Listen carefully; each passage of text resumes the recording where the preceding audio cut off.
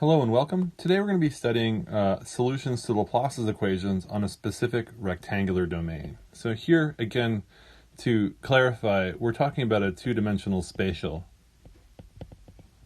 domain that happens to be a rectangle. So let's talk about x will be an element of 0 all the way to L, and y will be in the interval 0 all the way to h. All right, so we have a length and we have a height. So this is a rectangle.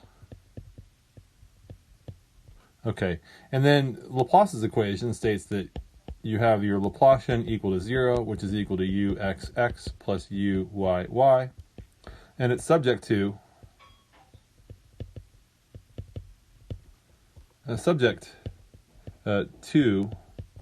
the boundary conditions, which we're going to go with Dirichlet,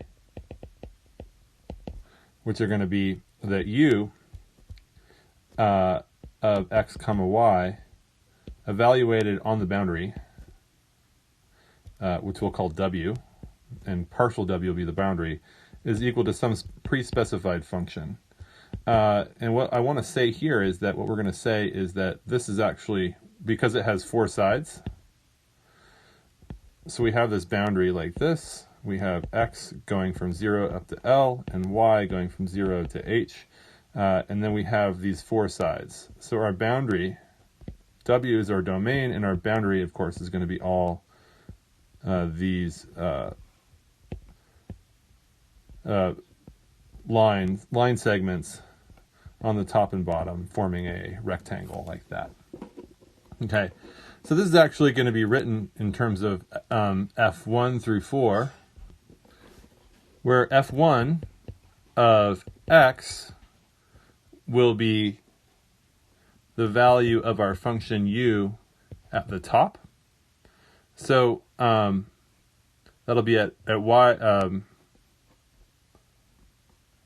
I should back up here and say that this is going to be x, and then h is going to be y. There we go. Okay.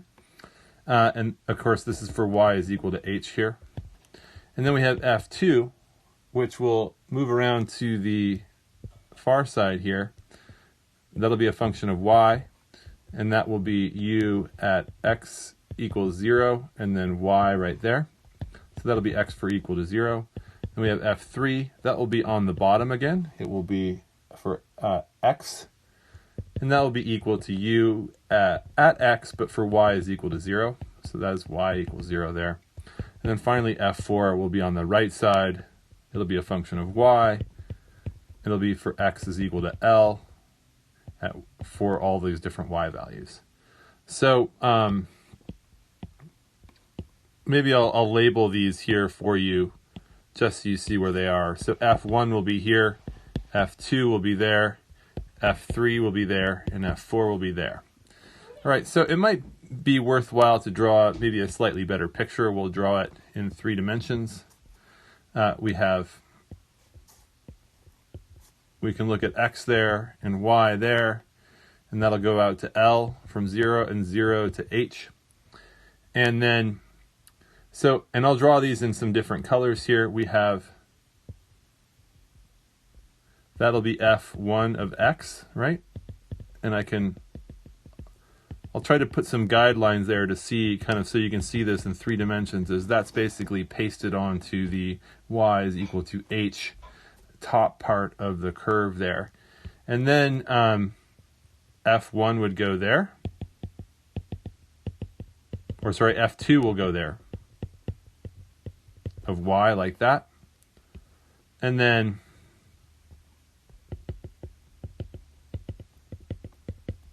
F3 will go on the bottom here. That'll be a function of x. And finally, maybe that will be F4 of y. And it'll go like that. So the question we have, of course, is can we find a u of x comma y satisfying the boundary conditions such that on 0 to L cross 0 to h on that interior. So all these points out here in the middle, okay, do we have Laplacian equal to 0? Okay, so again, what we want to find is, see if there is some solution, some sort of function. I'm drawing some sort of contour lines here or something like that. Is there a function, a surface, u of x comma y, that can connect together all of these functions in some way, like so. So in order to do this, what we're going to have to do is develop a little special trick. So I'm going to move to the next page. Okay, so the question is, does u exist? Well, the answer is yes. It will certainly exist, provided your functions are not too pathological. The other answer is, the other question is, how do we find it? How do we find u? And the answer is, of course, we're going to use separation of variables. But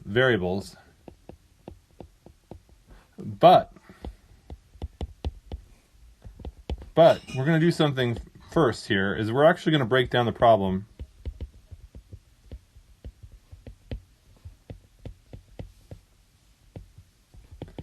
into 4 separate problems. Okay, so what we're going to do is we're going to break it down into a U1, a U2, and a U3, and a U4. Okay, so I'm going to actually call this 4 separate problems. I'm going to call it the 4-sided breakdown. So we're essentially dividing our work up into 4 pieces. So what's going to happen is basically UI satisfies the ith side boundary condition, okay, and is 0 on the other 3. Okay, then we know that if I say this, if I say u, my full solution, x comma y, is equal to u1 plus u2 plus u3 plus u4, we know this will satisfy all 4 sides. And because the Laplacian operator is linear, we know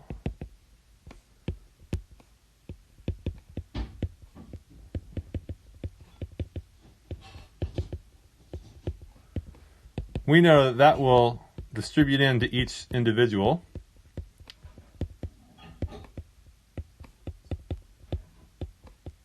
like so, and we know that this is, each one, it solves the Laplace's equation on its own, so it's going to be 0 plus 0 plus 0 plus 0 is equal to 0. Okay, so this is effectively a divide and conquer trick.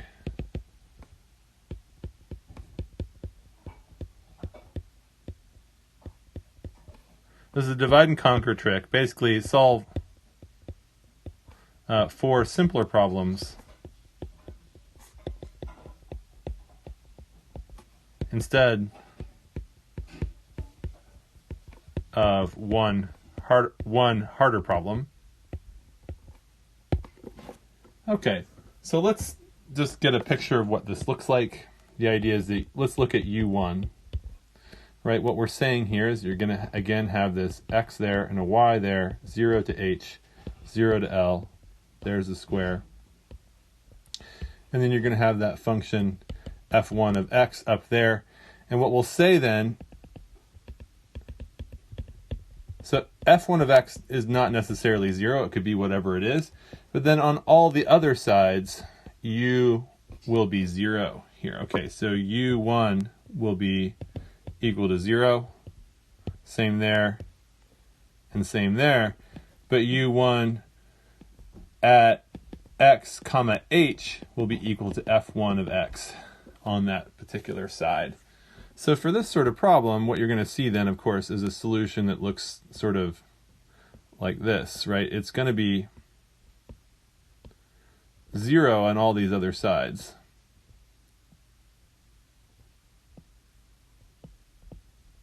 Like that. So that's the best way I can draw it. Right, and then, of course, for the other sides, we just add them all together, and we're going to get some really interesting answer.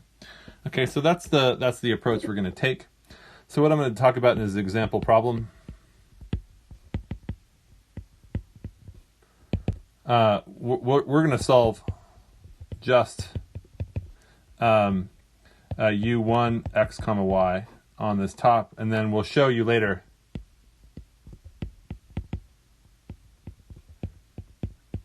how to get the other sides. Okay. All right, so we'll give an f1 of x here. Let's just give a specific one. I'm going to give one that's actually really simple. It's just going to be x. Okay. We'll work out what this looks like in a second. That'll be an interesting problem to do. Okay, so let's get going with this. And find an answer for it. And we're going to use a separation of variables, and we have a familiar approach here.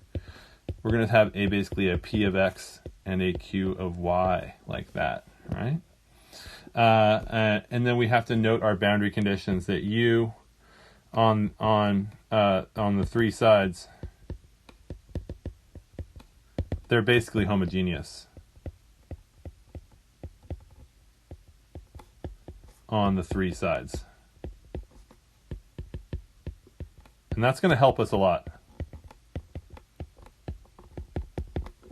Okay, so if that's the general approach, let's get started. So what we have is u of xx plus u of yy is equal to 0. That's our PDE.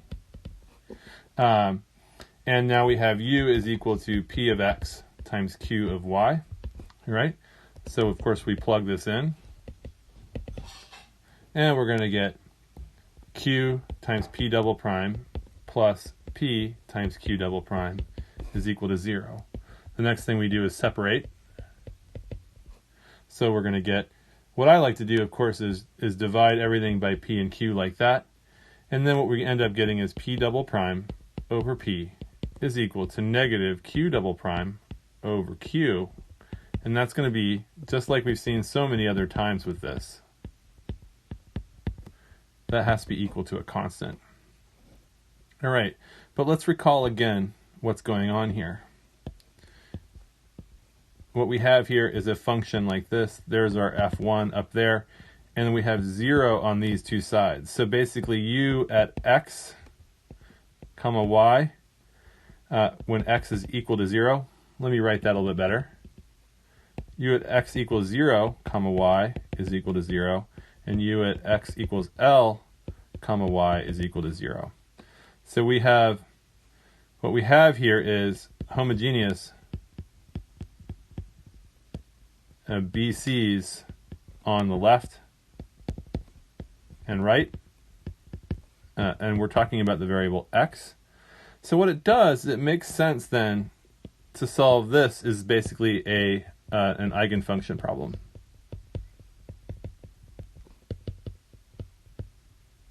That of course is familiar. It's familiar to what we've done in previous steps. So of course what we have here is p double prime is equal to lambda p with, and now because of this fact, we can write p of 0 is equal to p at L is equal to 0. So this is a classic and very familiar eigenfunction problem. We know that Pn of x is going to be equal to sine nx, all right? I'm going to undo n pi over Lx. There we go.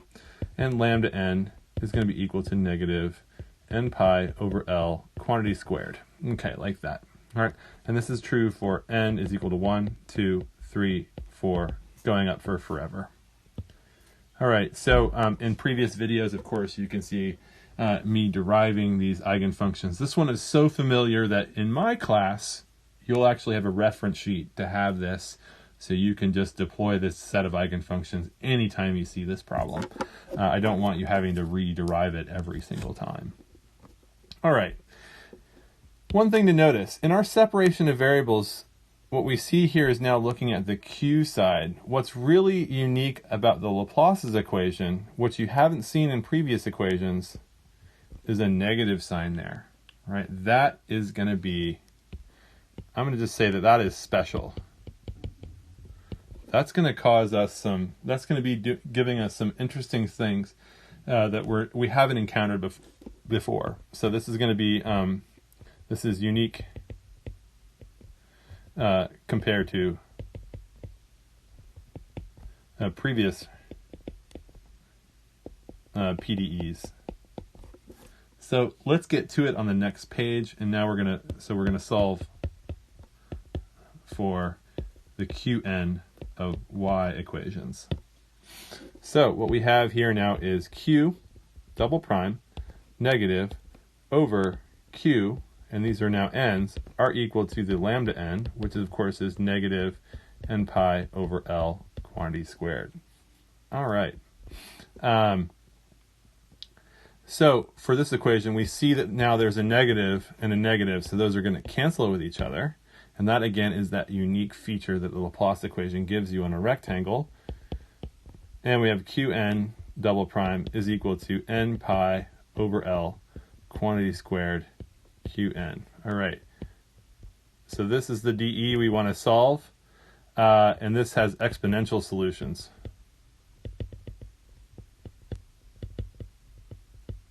Again, the characteristic equation is going to look like this.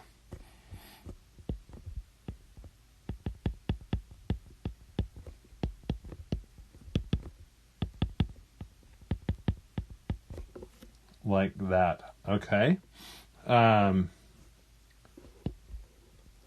So to put that together, what we're going to get here is basically Qn of y is equal to, we'll call it an e to the n pi over L y plus bn e to the negative n pi over L y. All right, so that is the general solution.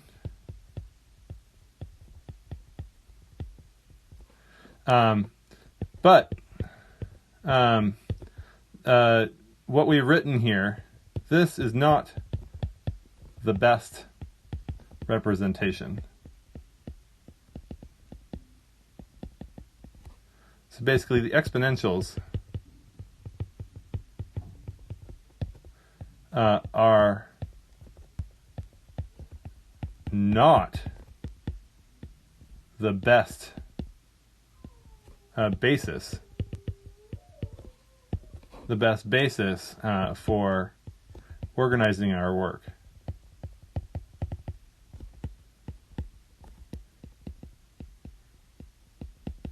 Okay, so it turns out there's a better basis. We can use the hyperbolic. We can use the hyperbolic trig functions. So that's cosh and sinh. So let's remember, what is cosh? I'll write cosh in terms of x. Cosh x is going to be e to the x plus e to the negative x over 2, and sinh of x is equal to e to the x minus e to the negative x over 2. So it turns out this is a better basis to use for this. So what we're going to write now is Qn of y is equal to an cosh of y. Oh, undo here. N pi over Ly, like that, plus bn sinh of n pi over L y. So these are really nice. Let's talk about a few properties. So cosh prime is equal to sinh, and sinh prime is equal to cosh. All right, so that's a cool property. Another cool property is that cosh of 0 is equal to 1.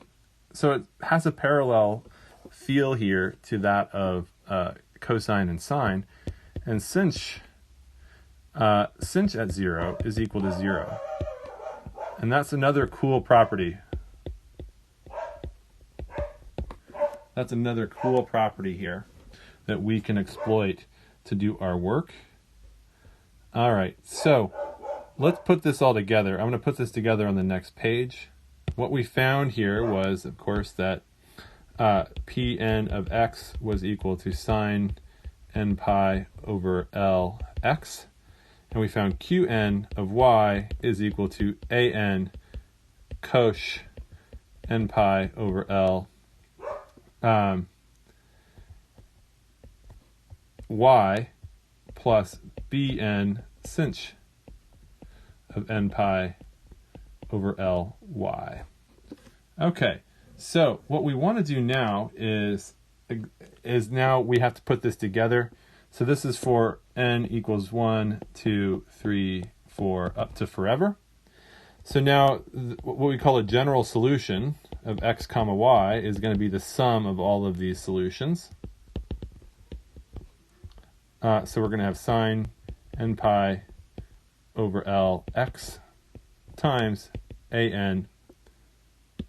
In fact, just to save myself a little bit of trouble,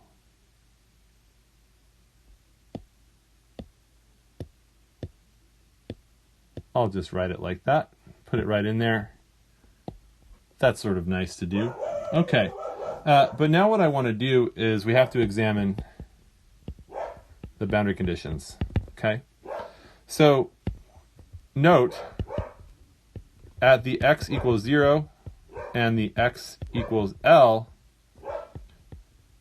u gen of x comma y already satisfies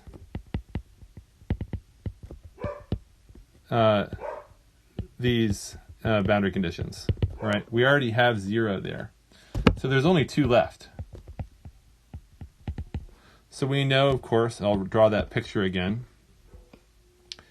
What we have here is 0 on this side and 0 on that side. So we got this one, and we got that one.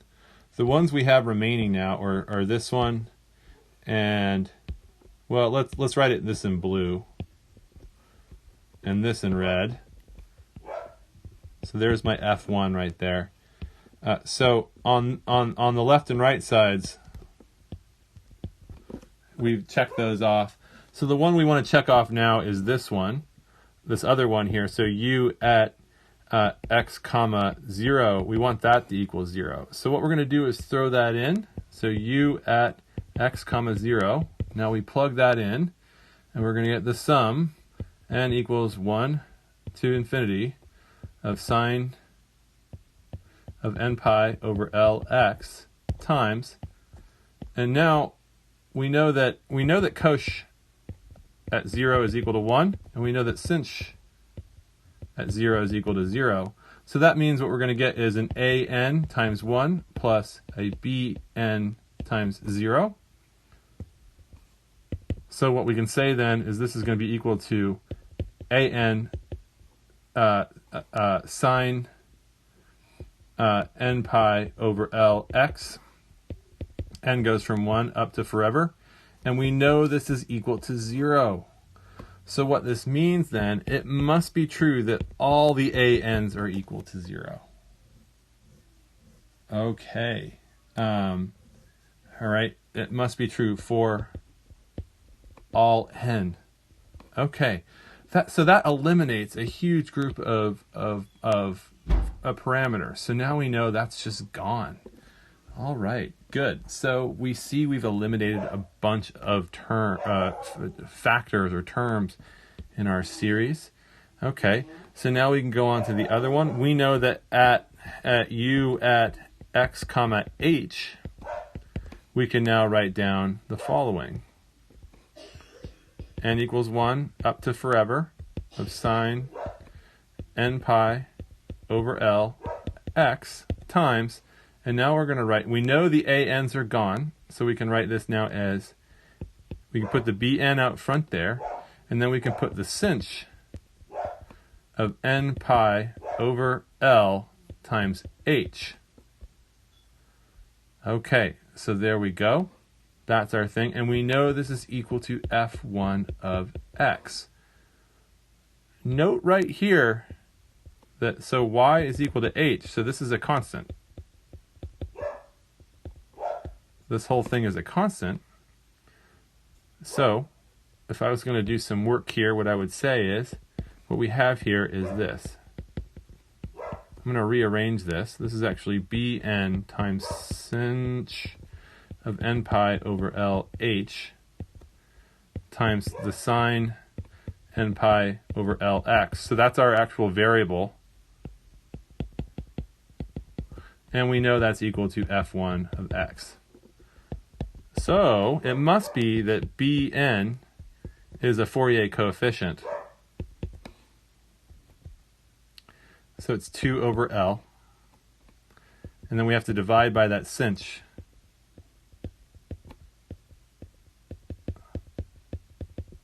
Like there. And then integrate from 0 up to L of f1 of x times sine n pi over L x dx. All right, so that then defines our solution right there. Okay, so we can put this all together. Now I'm going to go to the next page. All right, so what we have here, we want to get these BNs written down. So I'm going to actually go back, and I am going to select, I'll bring both of these with me.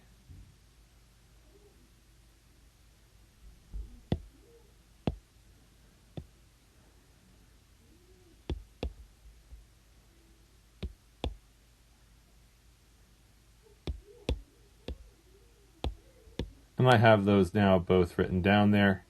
And now I can make this all work out. Okay, so what we have here, we said before, let's for simplicity make L is equal to 1 and H is equal to 1.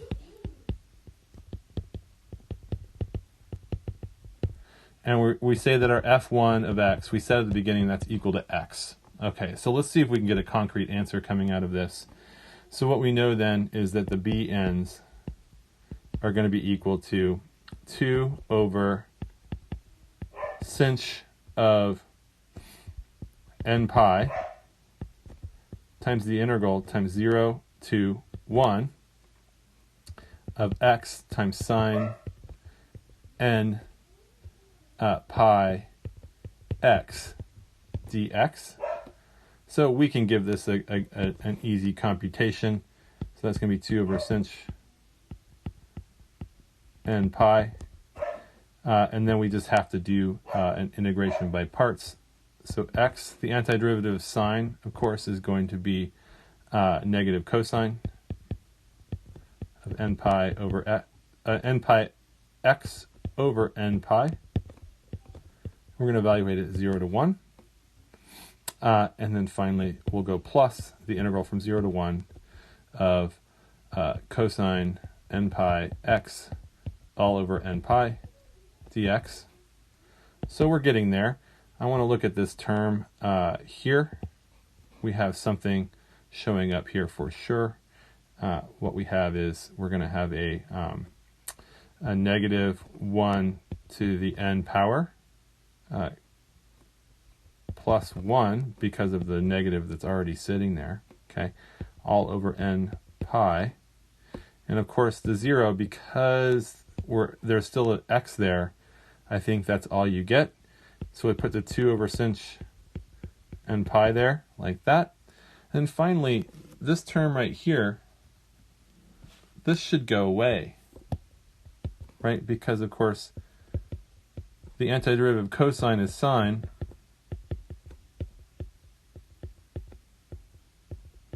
That'll be squared, and then you're evaluating it 0 to 1, so that's going to be 0 minus 0. Okay, so that goes away.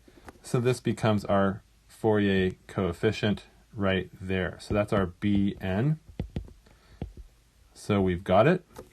So now all we have to do is put everything together. What we have here is u of x comma y is going to be equal to the sum, n starts at 1, goes up to forever, of, I like to write it this way, so you have a 2 times negative 1 to the n plus 1 over n pi times sinh n pi y all over sinh n pi times sine of n pi x.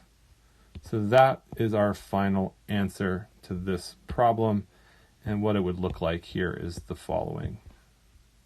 0 to 1, 0 to 1. And we have our initial condition, or our boundary condition that's just a function x like that. And the surface is going to look like, it'll of course be 0 on all these sides here, and it'll kind of track down kind of exponentially like that.